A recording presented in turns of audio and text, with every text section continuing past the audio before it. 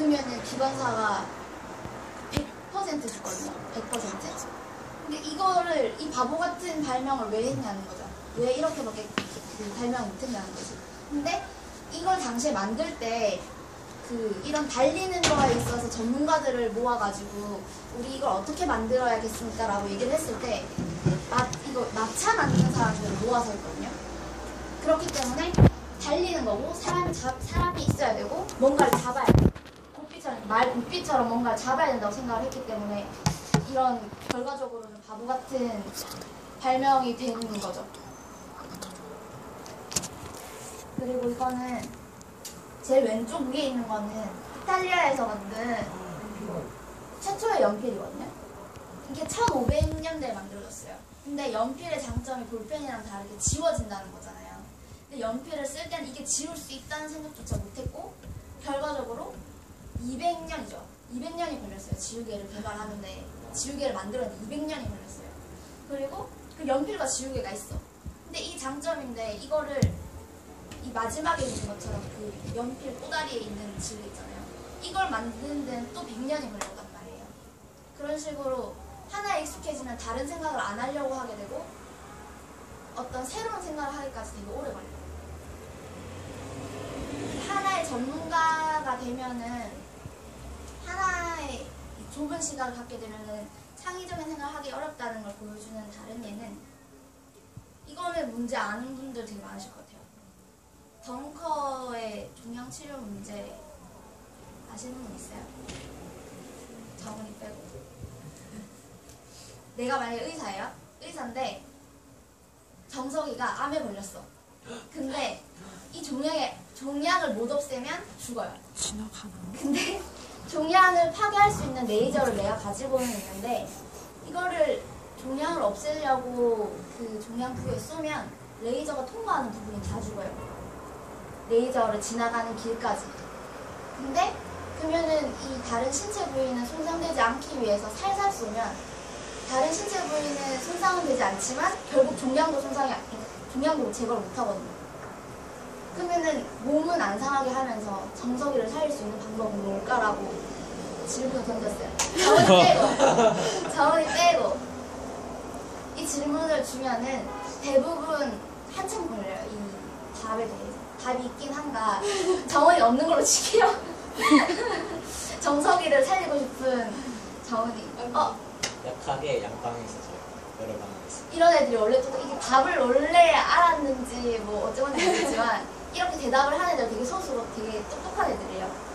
처음에 이제 그 반을 나누고 한 반에는 아무것도 말 안 해주고 그 다음에 또 한 반에는 어떤 힌트를 줘요. 아 근데 여담인데 이런 얘기가 있습니다 하면서 이 왼쪽에 그림 보면은 이게 성이 있고 옛날에 이제 장군이 요새를 덮친 그런 스토리를 얘기를 해줘요. 한 번에 우리가 군사를 끌고 가면은 저 요새 장군한테 걸리니까 우리 조금씩 부대를 나눠서 양방향에서 한꺼번에 공격을 하자. 입구에서 다 모여가지고 한꺼번에 쳐들어가자라는 얘기를 해줘요. 이런 얘기가 있었어요 라고 하면은 30%의 사람들은 아 그러면 이걸 적용을 해서 아까 그 종양 문제도 몸 양 방향에서 약한 방향을 한꺼번에 쏘면 결과적으로 같은 레이저 양이 들어가겠구나 해가지고 그 문제를 해결하는 사람이 있고 근데 70%는 그래도 못 풀어요 이 문제를. 근데 한마디만 더 해주면은 이 문제를 100% 다 풀 수 있거든요. 뭐냐면 이 요새 문제를 아까 종양 문제에 적용시켜서 풀어보세요 하면 100% 다 맞출 수 있는 거예요. 그러니까 사람은 그 나머지 70%가 바보라서 머리가 덜 똑똑해서가 아니라 그 연결고리를 못 찾았기 때문에 문제를 해결하지 못한 건데 여기서 볼 수 있는 거는 이제 연결을 해야 된다는 거죠. 다양한 분야에서 연결을 할 수 있어야 창의적인 아이디어를 낼 수 있다는 건데 그 막 수업 듣다 보면 인사이트를 얻어야 된다, 통찰을 얻어야 된다라는 말씀 많이 하시잖아요. 그 관련해서 실험을 하나 소개를 해드리자면 이 남자가 이제 실험에 참가한 사람이고 이 실 두 개를 이어야 돼요. 이렇게 이어야 되는데 주어진 건 가위를 줘요. 왜요? 네. 이어야 되는데 처음에 이제 가위를 주면 이걸 어떻게 일하는 거지 해가지고 가위에 손잡이를 넣고 이렇게 막 가위질을 하려고 그래요.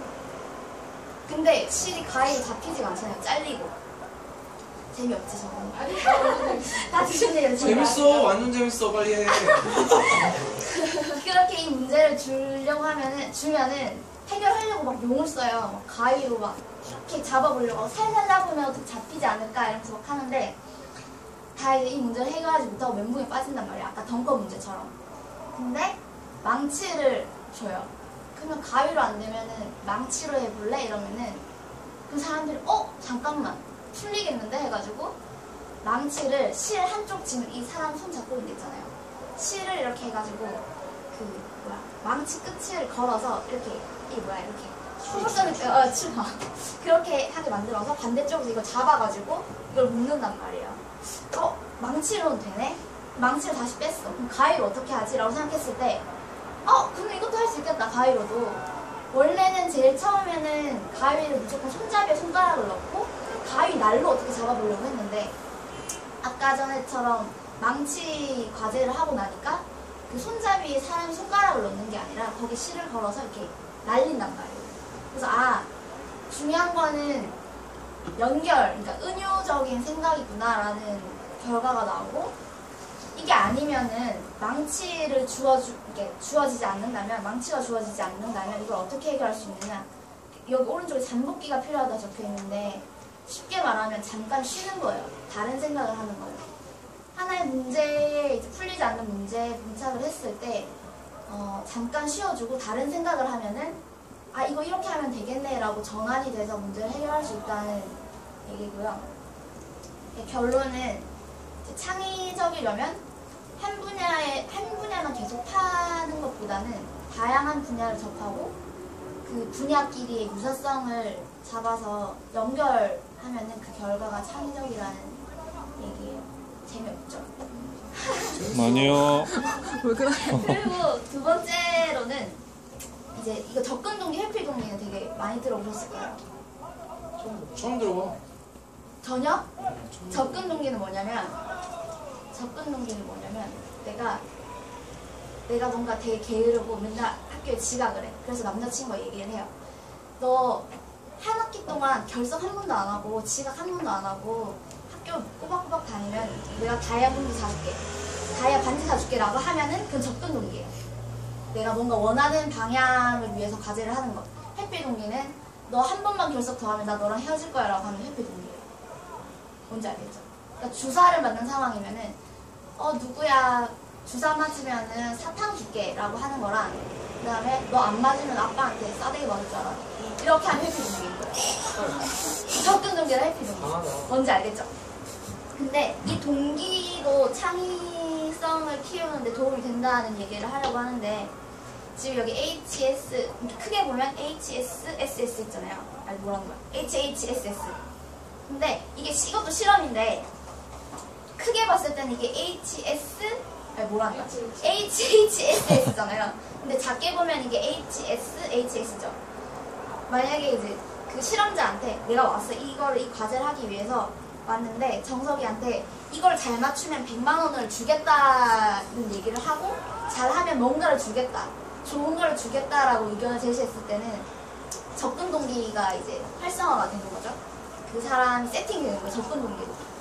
반면에 정석아 너 이거 제대로 못하면 평균 이하면 100만 원 내고 가야 돼 라고 하면 회피 동기가 자극받고 활성화되는 건데 그렇게 했을 때 접근 동기로 자극을 받은 사람은 그 큰 글자를 말해라고 했을 때는 더 빨리 말해요. 작은 글자를 말하라고 했을 때보다. 예를 들면 그냥 쉽게 생각하면 큰 글자를 읽으라고 하면 반응 속도가 1초인데 작은 글자를 보라고 하면은 2초 걸리는 거죠. 이 수치는 정확하지 않으니까 쉽게 말하면. 근데 반면에 너 이거 잘못하면 100만 원 내고 가야 돼 라는 회피 동기가 일어난 사람은 이 실험에서 큰 글자는 빨리 못 읽어요. HSHS는 빨리 읽지만 HHSS는 못 읽는 거예요. 이해됐어요? 이게 창의적인 거랑 되게 중요한 연결고리인데 그러니까 이거는 크게 잘 본다는 거. 접근 동기가 활성화되어 있으면 숲을 잘 보고 회피 동기가 활성화되어 있으면 나무를 잘 본다는 건데 창의성이라는 거는 아까 말했듯이 연결해 크게 봐서 그 두 영역을 연결을 해야 창의적인 사고가 나오는 거라고 했잖아요. 그러니까 접근 동기는 정리하면 행복감, 기쁨, 뭔가 주어졌을 때 기쁨을 자극해서 하는 그 접근 동기. 그거는 전체적인 사고, 전체를 볼 수 있게 해주고 통합적인 사고를 가능하게 해줘요. 그리고 이 두 개가 뭐가 유사한지를 볼 수 있게 해주는 반면에 회피 동기가 자극이 되면 불안, 뭐 맞을 거야, 돈 잃을 거야 이런 불안, 그 다음에 부분을 볼 수 있는 능력이 활성화되고 분석적으로 보게 돼요. 작은 부분을 잘 보게 되고 치밀하게 잘 볼 수 있고 차이점에 대해서 잘 발견을 한단 말이에요. 그리고 정석이가 차를 사려고 해. 근데 이 둘 중에 뭐 살래라고 했을 때 이것도 접근 동기, 회피 동기 측면에서 볼 수 있는데요. 차 A랑 B 보면은 연비, 출력, 최고 속력 여기서 다 A가 우수해요. 근데 B는 그 엔진 부분에서는 뭔가 뒤처지지만 내비게이션이 있고 썬루프가 있어요. 그러니까 질적인 게 차이가 나는 거죠. 차 B차는 질적으로 뭔가 더 우수한 거예요. 근데 이거를 회피 동기, 불안이 자극된 사람은 나 이거 차 잘못 사면 되게 후회할 것 같고 내 인생에서 이 차를 절대 못 살 것 같아. 뭐 3천만, 4천만 절대 못 모을 것 같아. 막 잘 결정해야 된다는 그런 회피 동기가 활성화된 사람은 뭘 고를 것 같아요? A. A예요, A. 비교를 하려고 한단 말이에요. 회피 동기가 자극이 된 사람은 뭔가 비교를 하려고 하고 뭔가 좀 더 나은 걸 보이려고 하고 망하는 거를 막 되게 두려워해요. 제가 특히 회피적인 동기가 원래 세팅이 잘 돼 있는 사람인데 정석이든 접근 동기가 잘 되는 사람인 것 같고 아무튼 긍정적이고 그러니까 뭔가 결과를 좀 희망적으로 보고 이런 사람들은 B를 골라요. B를. 왜냐면은 질적인 차이가 있으니까 A랑 B랑 질적인 차이가 있으니까. 근데 저 같은 성향인 사람들은 B보다 A가 더 나으니까 A를 고른단 말이에요. 그래서 우리가 프로젝트를 할 때 중요한 거는 뭔가를 이런 프로젝트를 하자라고 결정할 때는 정석이 같은 사람이 되게 많이 필요해요.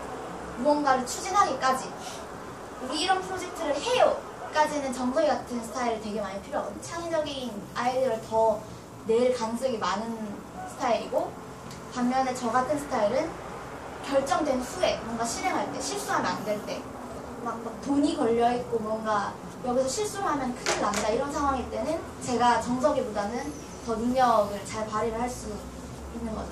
이 프로젝트가 그렇습니다.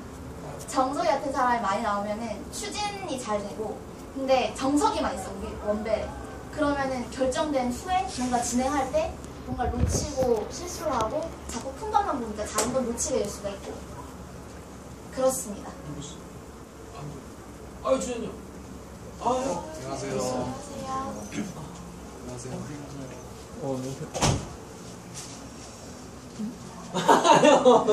안녕하세요. 아유 형 악수하려고 하고 발표 끝이에요. 뭐야? 끝이에요. 접근 동기, 회피 동기를 기본적으로 세팅이 있는 사람이긴 하지만 우리 정석이가 제시를 잘 해줘야 돼요. 그러니까 접근 동기적인 부분을 추진할 때는 제시를 잘 해주고 우리 이렇게 하면은 이런 결과를 끌어낼 수 있습니다 하면서 계속 좋은 부분을 끌어내주고 그러니까 저 같은 사람은 계속 정석이가 억제를 해줘야 되죠. 아 이거 해가지고 하면 뭐 안 되지 않을까? 이런 사람은 뭔가 추진하고 프로젝트를 결정하기까지는 뭔가 계속 방해되는 요소이기 때문에 정석이가 잘 컨트롤 해줘야 되고 상황에 맞게 만약에 정석 이제 결정이 되고 뭔가를 추진한다면 정석이 이제 회피 동기를 자극을 잘 해줘서 조절을 잘 해줘야 되겠죠. 그리고 창의적 사고에 도움이 되는 거는 도움이 되는 거는 접근 동기입니다. 발표 끝!